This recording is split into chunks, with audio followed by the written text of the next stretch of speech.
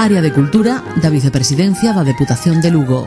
Letras Galegas 2023, adicadas a Francisco Fernández del Riego.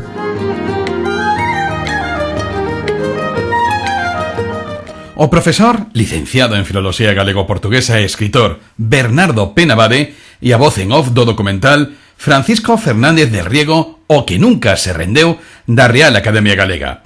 Para el, achegarse ao mundo de Don Paco non foi difícil, pois coñeceuno e tratouno, e así o definía. Como recordo o del Riego? Moi fácil. Por encima de todo, un humanista. A ver, xa dei un detalle antes. Este home tiña perfectamente xustificado non ir a un acto dun instituto menor con uns cativos adolescentes e un profesor ao que nada lle debía. Era maior, ben podía coller e decir, oi, mira, pois a esta idade non estou para participar neste tipo de actos. E eu tiña que entendelo. Mas Don Paco era un humanista, entón unha persoa que sabía escoitar, que sabía adaptarse ás circunstancias, e que era precisamente un exemplo de facer sacrificios pola nosa terra. Iso primeiro. E, como segundo, poñémoslle que era un sabio.